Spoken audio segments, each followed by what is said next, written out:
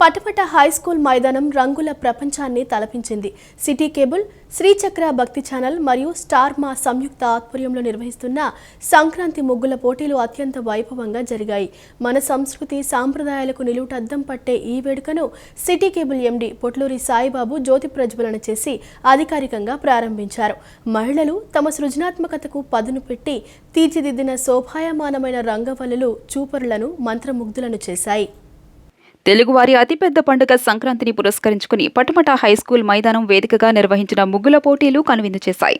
City cable, శ్రీచక్ర భక్తి channel మరియు star మా సంయుక్త ఆధ్వర్యంలో జరిగిన ఈ మెగా ఈవెంట్కు మహిళల నుండి విశేష స్పందన లభించింది. సుమారు 2 గంటల పాటు సాగిన ఈ పోటీలను city cable MD Potluri Saibabu జ్యోతి ప్రజ్వలన చేసి అధికారికంగా ప్రారంభించారు. పోటీల సందర్భంగా గ్రౌండ్ అంతా పండుగ వాతావరణం సంతరించుకుంది. సుమారు 2 గంటల పాటు జరిగిన ఈ పోటీల్లో వందలాది మంది మహిళలు ఉత్సాహంగా పాల్గొన్నారు. గ్రౌండ్ అంతా ముగ్గులతో సందడి నెలకొంది. మహిళలు తమ సృజనాత్మకతకు పదును పెట్టి తీర్చిదిద్దిన శోభాయమయమైన రంగవల్లులు చూపర్లను మంత్రముగ్ధులను చేశాయి. కేవలం ముగ్గులే కాకుండా గ్రామీణ వాతావరణాన్ని తలపించేలా కోడిపందాలు, గంగిరెద్దుల విన్యాసాలు మరియు హరిదాసుల కీర్తనలు కార్యక్రమానికి ప్రత్యేక ఆకర్షణగా నిలిచాయి.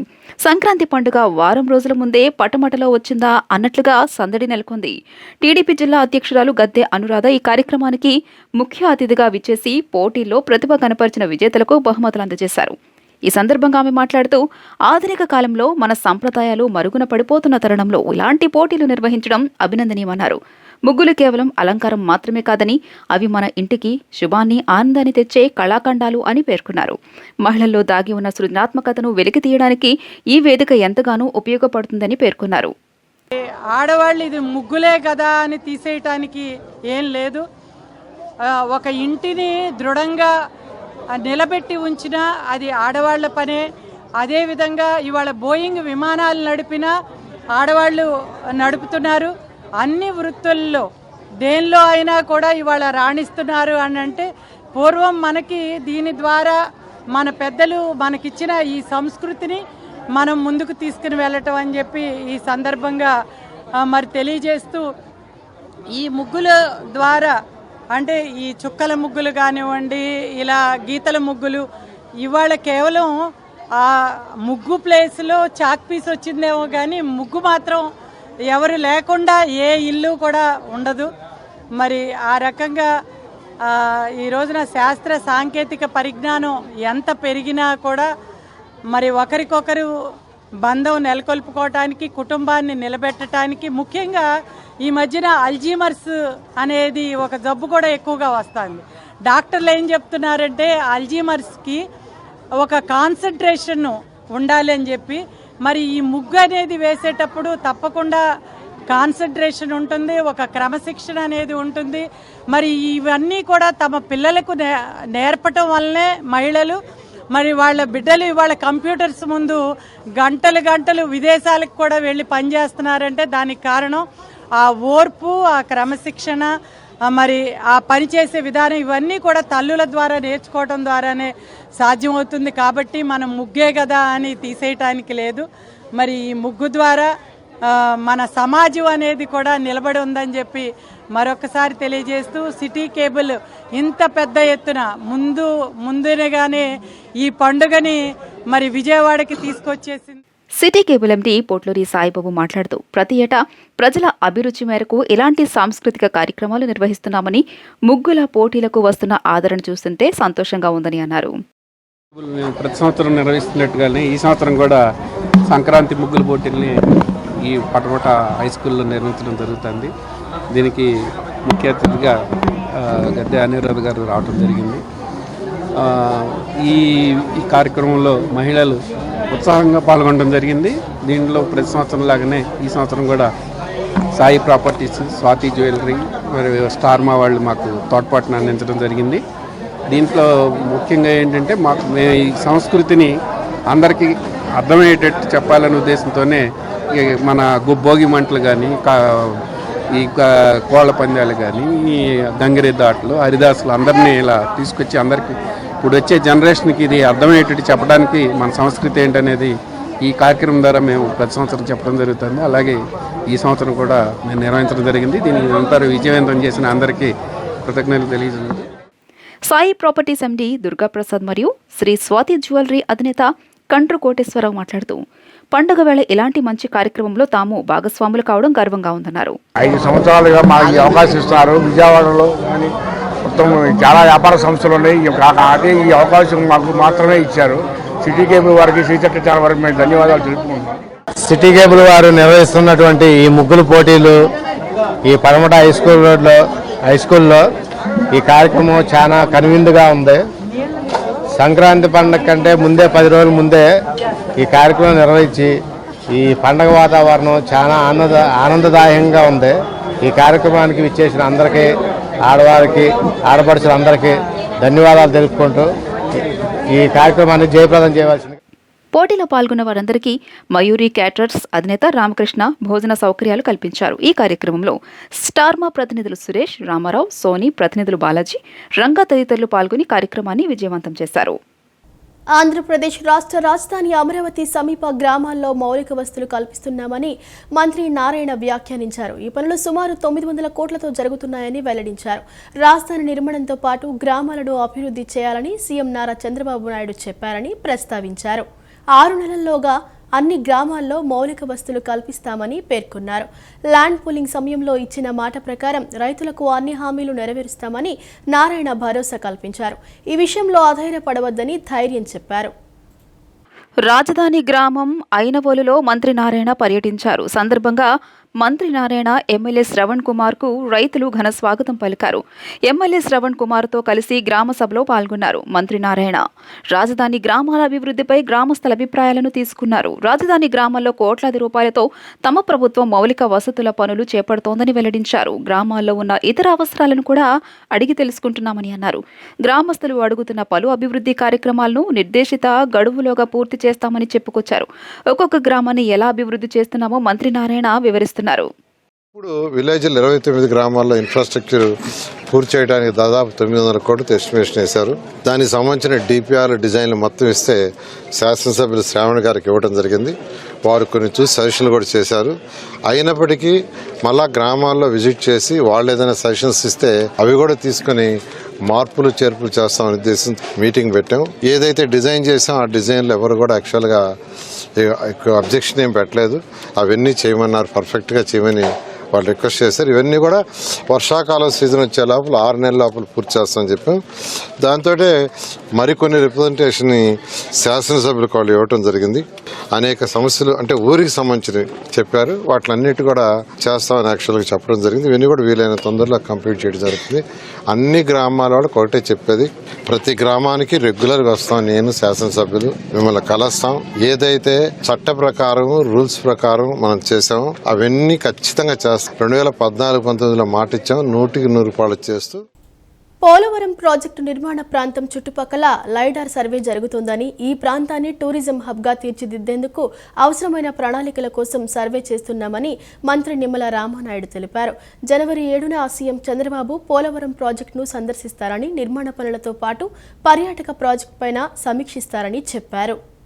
విజయవాడలోని క్యాంపు కార్యాలయంలో జలవనరుల శాఖ సలహాదారు ఎం వెంకటేశ్వరరావు ఇతర అధికారులతో మంత్రి నిమ్మల రామానాయుడు సమీక్ష సమావేశం నిర్వహించారు. టూరిజం హబ్గా అవసరమైన లేఅవుట్ ప్లాన్ తదితర అంశాలపై చర్చలు సాగాయి. ఈ సందర్భంగా మంత్రి మాట్లాడుతూ పోలవరం ప్రాజెక్టులో ఎడమ కుడి వైపున ఉన్న కట్టడాలను అనుసంధానిస్తూ 548 కోట్ల రూపాయలతో లింకు రోడ్డును నిర్మిస్తున్నామని, పనులు త్వరలోనే ప్రారంభమవుతాయన్నారు. పోలవరం ఎడమగట్టు రక్షణ పనులు, గండిపోచమ్మ ఆలయం రక్షణకు రిటైనింగ్ వాల్ నిర్మాణాన్ని చేపట్టబోతున్నామన్నారు. జాతీయ రహదారులు 365BB 516 ఈలను పోలవరం ప్రాజెక్టుతో అనుసంధానించేలా జాతీయ రహదారుల అధికారులతో సంప్రదింపులు సాగిస్తున్నట్లు మంత్రి వివరించారు. నగదు రహిత వైద్య సేవల్లో వైకాపా ప్రభుత్వం అమలు చేసిన ఆరోగ్యశ్రీ కంటే కూటమి ప్రభుత్వం అమలు చేస్తున్న ఎన్టీఆర్ వైద్య సేవలో భారీగా పురోగతి కనిపించిందని వైద్య ఆరోగ్య శాఖ మంత్రి సత్యకుమార్ వెల్లడించారు. గత 19 నెలల కూటమి పాలనలో ఎన్టీఆర్ వైద్య సేవల కింద సాధించిన ఫలితాలు పరిశీలిస్తే కూటమి ప్రభుత్వ నిరంతర పర్యవేక్షణతో ఉచిత వైద్య సేవల్లో సానుకూల మార్పు కనిపించిందని పేర్కొన్నారు. వైద్య సేవలు పొందే లబ్ధిదారుల్లో 21% వృద్ధి నమోదైందని అన్నారు. గత ప్రభుత్వం ఆరోగ్యశ్రీ కింద నెలకు సగటున 193 కోట్లు ఖర్చు చేస్తే కూటమి పాలనలో నెలవారీ ఖర్చు 310 కోట్లకు పెరిగిందన్నారు. రాష్ట్రంలో ఎన్టీఆర్ వైద్య సేవ 108, 104 వాహన సేవలపై శనివారం వర్చువల్గా మంత్రి సత్యకుమార్ సమీక్షించారు. గత ప్రభుత్వం ఆరోగ్యశ్రీ కింద సేవల సంఖ్యను 3,257కి పెంచి పూర్తి స్థాయిలో అమలు చేసిన 2022-23 నుంచి 2023-24 మధ్యకాలంలో ఫలితాలను గత 19 నెలల కూటమి పాలనలో ఎన్టీఆర్ వైద్య సేవల కింద సాధించిన ఫలితాలు పరిశీలిస్తే కూటమి ప్రభుత్వ నిరంతర పర్యవేక్షణతో ఉచిత వైద్య సేవల్లో సానుకూల మార్పు కనిపించిందని పేర్కొన్నారు. వైకాపా సర్కారు 5 ఏళ్లలో ఆరోగ్యశ్రీ కింద 11,577 కోట్ల రూపాయలు ఖర్చు చేస్తే కూటమి ప్రభుత్వం 19 నెలల్లో 6,530 కోట్ల రూపాయలు ఖర్చు చేసిందన్నారు. 2022-24లో ఆరోగ్యశ్రీ ద్వారా 23.08 లక్షల మంది లబ్ధి పొందితే కూటమి ప్రభుత్వంలో గతేడాది డిసెంబర్ వరకు 24.19 లక్షల మందికి వైద్య సేవలు అందాయని చెప్పారు. వైద్య సేవలు పొందే లబ్ధిదారులు 21% వృద్ధి నమోదైందన్నారు. గత ప్రభుత్వం ఆరోగ్యశ్రీ కింద నెలకు సగటున 193 కోట్ల రూపాయలు ఖర్చు చేస్తే కూటమి పాలనలో నెలవారీ ఖర్చు 310 కోట్లకు పెరిగిందన్నారు. రాయలసీమ లిఫ్ట్ ఇరిగేషన్ పనులు నిలిపివేయించానన్న సీఎం రేవంత్ రెడ్డి వ్యాఖ్యలను ఏపీ ప్రభుత్వం ఖండించింది. తెలంగాణ ప్రయోజనాల కోసం పనులు నిలిపివేశారన్న రేవంత్ వ్యాఖ్యలను తప్పుపట్టింది. రేవంత్ రెడ్డి చేసిన వ్యాఖ్యలు అసంబద్ధమని పేర్కొంది. చంద్రబాబు కేంద్రంగా తెలంగాణలో అధికార విపక్షాలు రాజకీయ లబ్ధి పొందే ప్రయత్నం చేస్తున్నట్లు ఆరోపించింది. ఏపీ నీటి హక్కులు, సీమ సాగునీటి ప్రయోజనాల విషయంలో రాజీ ఉండబోదని తెలిపింది.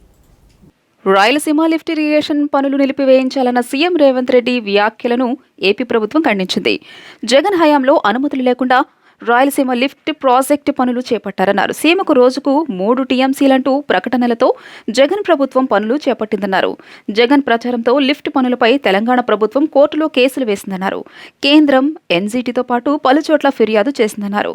తెలంగాణ ఫిర్యాదులను విచారించి అనుమతులు లేనందున పనులు నిలిపివేయాలని 2020లోనే ఎన్జీటీ కేంద్రం ఆదేశాలు ఇచ్చిందన్నారు. 2024లో కూటమి ప్రభుత్వం అధికారంలోకి రాకముందే కేంద్రం పనులను నిలిపివేయించింది అని ఏపీ ప్రభుత్వం తెలిపింది.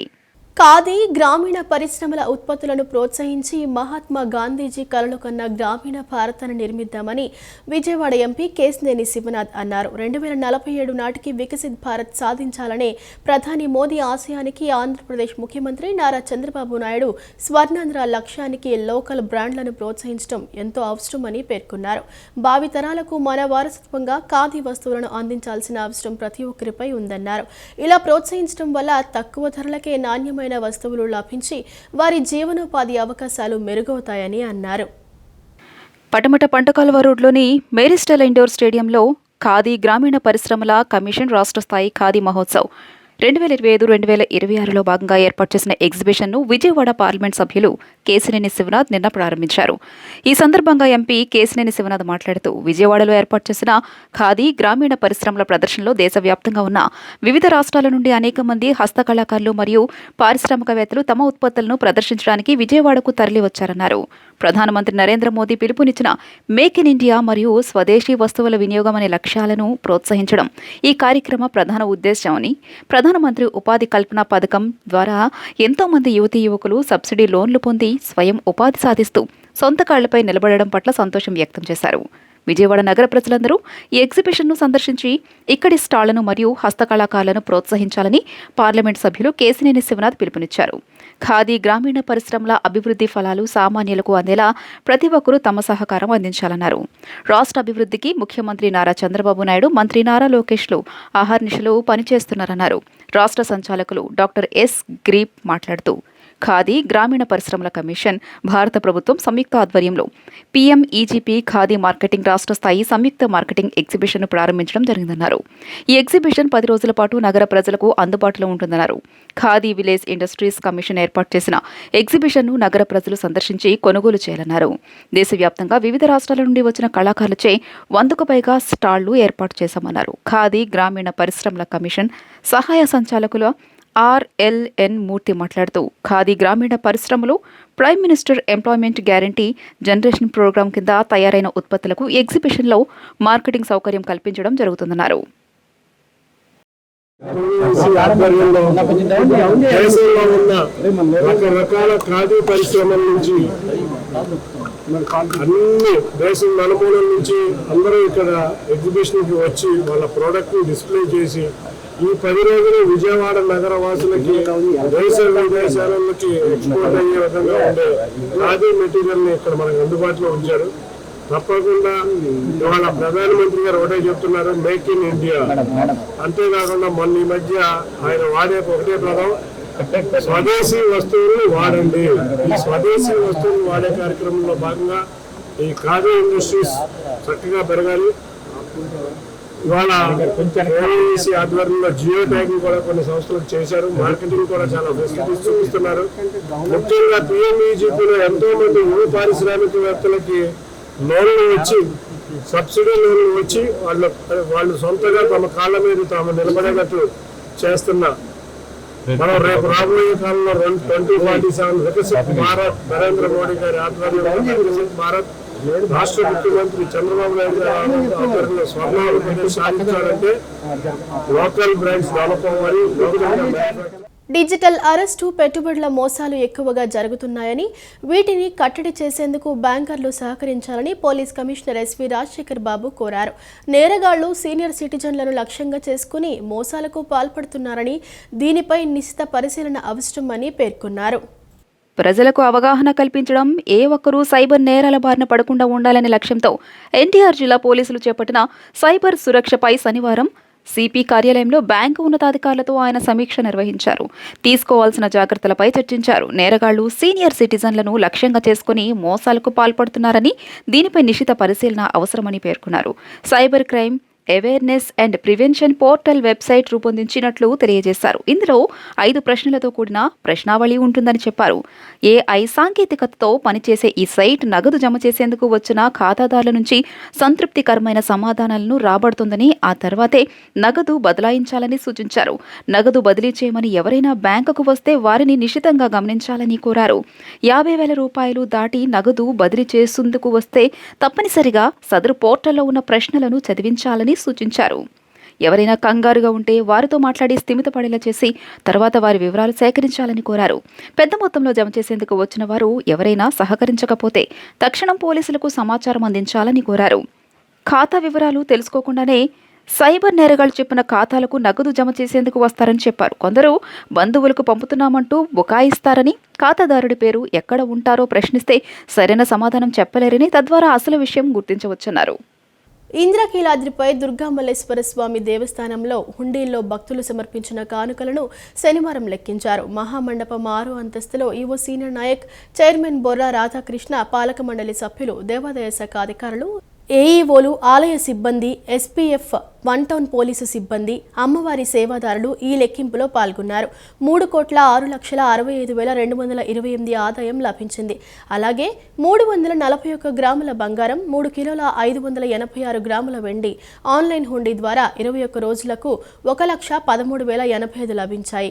86 యుఎస్ఏ డాలర్లు, 1,060 ఇంగ్లాండ్ పౌండ్లు, 322 కువైట్ దీనార్లు, 10 ఆస్ట్రేలియా డాలర్లు, 12 సింగపూర్ డాలర్లు, 340 కెనడా డాలర్లు, 100 హాంకాంగ్ డాలర్లు, 700 ఓమన్ బైసాలు, 51/2 ఓమన్ రియాల్స్, 1000 జపాన్ యెన్లు, 40 శ్రీలంక రూపాయలు, 70 యునైటెడ్ అరబ్ ఎమిరేట్స్, 3,500 మయన్మార్ క్వాట్లు, 11 మలేషియా రింగిట్లు, 40 యూరప్ యూరోలు, 700 దక్షిణాఫ్రికా ర్యాండ్లు, 12 ఖాతర్ రియాల్స్ లభించాయి. మారిషస్ దేశ అధ్యక్షులు ధరంబీర్ గోకుల్ జీసీఎస్కేకు గన్నవరం విమానాశ్రయంలో ఘన స్వాగతం లభించింది. ఈ నెల 3వ తేదీ నుంచి 8వ తేదీ వరకు 6 రోజుల భారతదేశ పర్యటనలో భాగంగా ఆంధ్రప్రదేశ్ రాష్ట్రం కృష్ణా జిల్లా గన్నవరం విమానాశ్రయానికి శనివారం సాయంత్రం కుటుంబ సమేతంగా చేరుకున్న మారిషస్ దేశ అధ్యక్షులు ధరంబీర్ గోకుల్ జీసీఎస్కేకి రాష్ట్ర పర్యాటక సినిమాటోగ్రఫీ శాఖ మంత్రి కందుల దుర్గేష్ మర్యాదపూర్వకంగా కలుసుకుని పుష్పగుచ్చం అందజేసి ఘన స్వాగతం పలికారు. అనంతరం మారిషస్ దేశ అధ్యక్షులు రాష్ట్ర ప్రభుత్వం ఏర్పాటు చేసిన కాన్వాయ్లో గుంటూరుకు బయలుదేరారు. నేడు గుంటూరులో జరగనున్న 3వ ప్రపంచ తెలుగు మహాసభల్లో పాల్గొననున్నారు. వైసీపీ హయాంలో వేధింపులు, కక్ష సాధింపులతో పాలన పతనావస్థకు చేరిందని, వైసీపీ నిర్వాకంతో పెట్టుబడిదారులు రాష్ట్రం నుంచి పక్క రాష్ట్రాలకు తరలి వెళ్లారని సీఎం చంద్రబాబు దార్శనికతకు, మంత్రి నారా లోకేష్ పట్టుదలకు నిదర్శనంగా పెట్టుబడుల ఆకర్షణలో దేశంలోనే ఏపీ నెంబర్ 1గా నిలిచిందని మాజీ మంత్రి దేవినేని ఉమామహేశ్వరరావు అన్నారు. భోగాపురం గ్రీన్ఫీల్డ్ అంతర్జాతీయ విమానాశ్రయం ఏపీ అభివృద్ధిలో గేమ్ చేంజర్గా మారబోతుందని అన్నారు. ఆర్థిక సంవత్సరం మొదటి 9 నెలల్లో దేశంలోని మొత్తం పెట్టుబడుల్లో 25.3% వాటాతో ఏపీ అగ్రస్థానంలో నిలిచిందన్నారు. మాజీ మంత్రి దేవినేని ఉమామహేశ్వరరావు నిన్న విలేకరుల సమావేశం నిర్వహించారు. సమావేశంలో ఆయన మాట్లాడుతూ కూటమి ప్రభుత్వంలో పోర్టులు, పారిశ్రామిక కారిడార్లు, లాజిస్టిక్స్, ఎనర్జీ, డిజిటల్ రంగాల్లో మౌలిక వసతులపై దృష్టి పెట్టారన్నారు. 18 నెలల్లో ఏపీకి 25 లక్షల కోట్ల రూపాయల పెట్టుబడులు, 25 లక్షల ఉద్యోగ అవకాశాలను కూటమి ప్రభుత్వం తీసుకువచ్చిందన్నారు. గత ప్రభుత్వం అసంబద్ధంగా తెచ్చిన ల్యాండ్ టైటిలింగ్ యాక్ట్ రద్దుతో ప్రజలకు అభద్రతను దూరం చేశామన్నారు. రాజముద్రలో పట్టాదారు పాసపుస్తకాల పంపిణీతో చంద్రబాబు రైతులకు నూతన సంవత్సర కానుక ఇచ్చారన్నారు. ఏదైతే ఈ 9 నెలల 3 క్వార్టర్లోనే ఈ విధంగా మరి ఆంధ్రప్రదేశ్ రాష్ట్రం ముందుకు రావటం, ప్రథమ స్థానంలో ఉండటం, ఈ విధంగా చంద్రబాబు నాయుడు గారి పట్టుదలకి, అదేవిధంగా లోకేష్ బాబు పర్యటనలో ఏదైతే దేశ విదేశాల్లో పెట్టుబడిదారులను కలిసి దావోస్ నుంచి సింగపూర్ దాకా కావచ్చు, దుబాయ్ కావచ్చు, లండన్ కావచ్చు, అమెరికా కావచ్చు, అట్లాగే విశాఖపట్నం గూగుల్ రావడం అనేది ఒక గేమ్ చేంజరు. ఇవన్నీ కూడా ఈ విధంగా ఉంటే ఇంకా వైసీపీ పార్టీ దుర్మార్గంగా కుట్రలో కుతంత్రాలకి ఎన్ని కుట్రలు చేశారు, ఎన్ని కాగితాలు పెట్టారు, ఎన్ని ఈమెయిల్స్ పెట్టారు, ఎన్ని ఫ్యాక్సులు పంపించారు. మీరు ఎన్ని కుట్రలో కుతంత్రాలు చేసినా ఇవాళ ఆంధ్రప్రదేశ్ రాష్ట్రం పెట్టుబడుల ఆకర్షణలో దేశంలో మొట్టమొదటి స్థానంలో ఉంది. ఇది మనందరికి కూడా గర్వకారణం. అదేవిధంగా మరి గత 5 సంవత్సరాల వైసీపీ పాలనలో పెట్టుబడిదారులు రాష్ట్రం నుంచి పక్క రాష్ట్రాలకు తరలిపోయారు. ఏదైతే కియా ఫ్యాక్టరీలో వచ్చిన కియా కార్ల కంపెనీ, అనంతపురంలో వచ్చిన యాన్సిలరీ ఇండస్ట్రీస్ కూడా మద్రాసుకి, బెంగళూరుకి 5 ఏళ్ల వైసీపీ పాలనలో తరలివెళ్ళాయి. చివరికి చెడ్డీలు కంపెనీలు కూడా ఇక్కడ పెట్టే పరిస్థితులు లేవని కూడా పక్క రాష్ట్రాలకు వెళ్ళిపోయిన పరిస్థితులు మనం చూసాం. ఈ వార్తలు ఇంతటితో సమాప్తం. నమస్కారం.